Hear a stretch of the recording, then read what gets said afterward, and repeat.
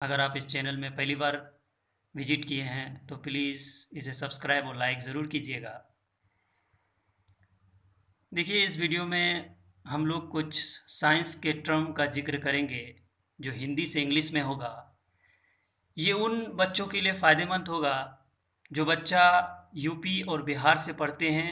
उसका 9-10 में हिंदी मीडियम होता है और वो साइंस जब लेता है तो उसका मीडियम इंग्लिश हो जाता है और वो इंग्लिश ले लेता है, जिससे उसको परेशानी होती है। वो तो हिंदी में टर्म पढ़ा है लेकिन वहाँ जाके इंग्लिश टर्म में आते हैं तो वो डिप्रेशन में पड़ जाता है कि क्या हो रहा है अब।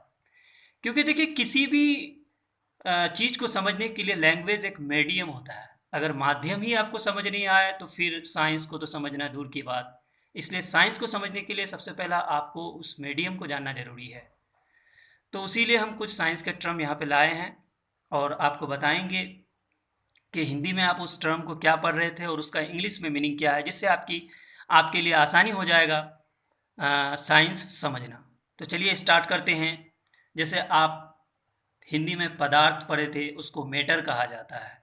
उसी तरह आप द्रव पढ़े थे, उसे लिक्विड कहा जाता है। ठोस को सॉलिड कहा जाता है इंग्लिश में। गैस को गैसी कहा जाता है। तत्व को एलिमेंट कहा जाता है। यौगिक को कंपाउंड कहा जाता है। मिश्रण को मिक्सचर कहा जाता है। अणु को मॉलिक्यूल कहा जाता है। परमाणु को एटम कहा जाता है। विसरण को डिफ्यूजन कहा जाता है। पराग को पोलेन कहा जाता है। ये आप जब बायोलॉजी में 12th क्लास में पढ़ेंगे, sexual reproduction in flowering plant में, तब ये पोलेन मिलेगा वहाँ पे। परागकण को पोलेन ग्रेन कहा जाता है। कण का इंग्लिश पार्टिकल होता है। कठोर का इनफ्लेक्सिबल जहाँ भी आया उसका मतलब कठोर होता है। तरल फ्लूइड, तरलता फ्लूइडिटी, आकार शेप।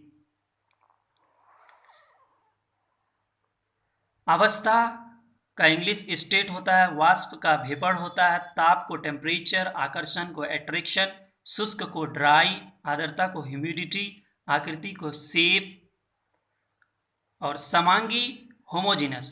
अब आप समांगी पढ़े हैं 9-10 में, अब आपको 12 में एक चैप्टर मिलेगा सॉल्यूशन केमिस्ट्री में, वहाँ आपको होमोजीनस मिलेगा। अब बोलिएगा ये क्या होता है।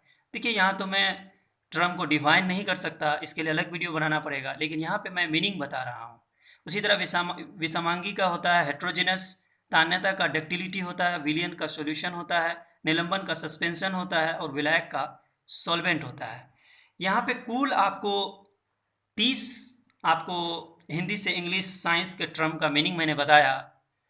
अगर आपको अच्छा लगे तो प्लीज़ इसे सब्सक्राइब और लाइक ज़रूर कीजिएगा और इसे शेयर करते रहिए और कमेंट कीजिए कि आप किस तरह और चाहते हैं, मैं उसे इम्प्रूव करने की पूरी तरह से कोशिश करूँगा। तो आशा है कि आपको समझ में आया और आपके लिए फ़ायदेमंद होगा। और फिर अगले वीडियो में आपको इसी तरह फिर शॉर्ट वीडियो बना करके आपका साइंस पढ़ने में आसानी हो जाएगा। तो प्लीज़ आप लोग इसे अच्छे से समझें और पढ़ें। यही एक मेरे लिए अच्छी बात होगी कि मेरे वजह से आपको कुछ सीखने मिल रहा है। Thank you watching this video.